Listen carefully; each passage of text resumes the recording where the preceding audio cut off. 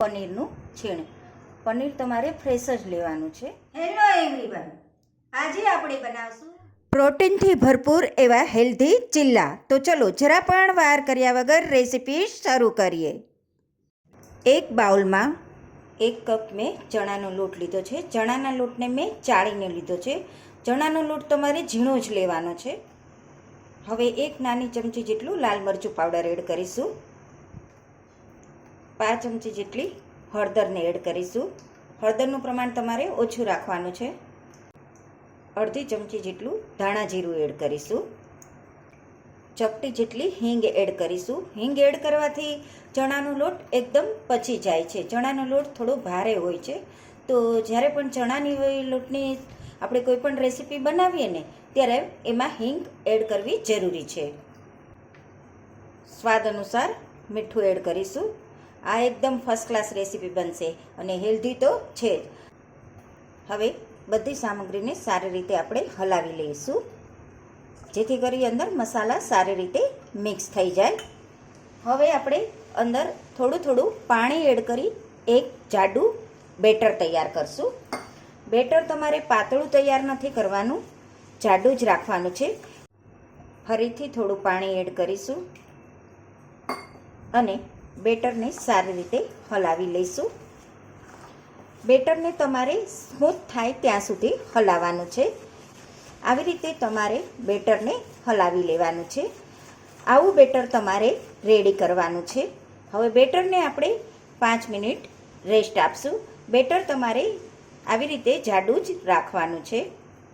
હવે આપણે રેસ્ટ આપશું 5 મિનિટ માટે. હવે એડ કરશું કેપ્સિકમ. એને મેં ઝીણું સમારી લીધું છે. અડધો નંગ જેટલું કેપ્સિકમ લીધું છે. એક નાની ડુંગળી લીધી હતી, એને પણ મેં ઝીણી સમારી લીધી છે. એ અંદર એડ કરશું. આ ચિલ્લા ટેસ્ટમાં ખૂબ જ સરસ બનશે હો. હવે અંદર એડ કરશું પનીરનું છીણ. પનીર તમારે ફ્રેશ જ લેવાનું છે. પનીરનું છીણ મેં 2 મોટી ચમચી જેટલું લીધું છે. પનીર છીણી લીધું છે. હવે આપણે બધી સામગ્રીને આવી રીતે મિક્સ કરી લઈશું. આ ચિલ્લા ટેસ્ટમાં તો એટલા સરસ લાગે છે ને, જરૂરથી એકવાર બનાવજો અને તમને કેવા લાગે એ મને કોમેન્ટ સેક્શનમાં જરૂરથી બતાવજો. અને હા, જો તમને મારો વિડીયો પસંદ આવે ને તો લાઈક અને સબસ્ક્રાઈબ કરવાનું તો જરા પણ ન ભૂલશો માય ડિયર ફ્રેન્ડ. બસ આવી રીતે તમારે બેટરને હલાવી લેવાનું છે અને આવી રીતે તમારે આવું બેટર રાખવાનું છે. કારણ કે ડુંગળી છે એટલે અંદરથી થોડું પાણી પણ છૂટશે અને કેપ્સિકમમાંથી પણ પાણી છૂટશે. તો બેટર બનીને રેડી થઈ ગયું છે અને તવાને મેં છે ને સ્લો ફ્લેમ ઉપર જ પહેલેથી ગરમ કરવા રાખી દીધો છે. હવે આપણે બેટરમાંથી ચિલ્લા બનાવશું. આ એકદમ પ્રોટીનથી ભરપૂર છે. તમે નાસ્તામાં પણ લઈ શકો છો, ડિનરમાં પણ લઈ શકો છો, બાળકોને ટિફિનમાં પણ આપી શકો છો.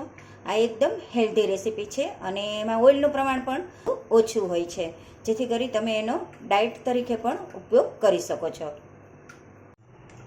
હવે આપણે તવો ગરમ થઈ ગયો છે, એમાં આપણે બેટર એડ કરીશું. બેટર તમારે આટલું જાડું જ રાખવાનું છે અને ચમચાની મદદથી ફેલાવી દેવાનું છે.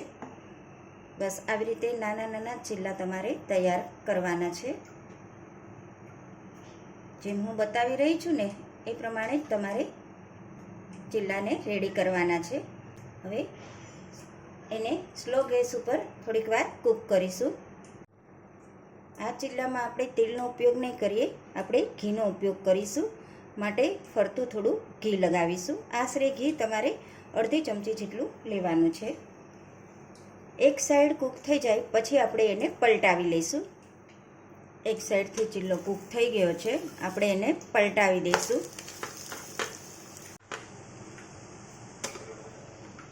ચિલ્લા બનીને રેડી થઈ ગયા છે. હવે હું એને એક પ્લેટમાં દહીંની સાથે સર્વ કરી દઈશ. હવે હું તમને મળીશ મસ્ત મજાની નવી રેસીપીની સાથે. Bye bye.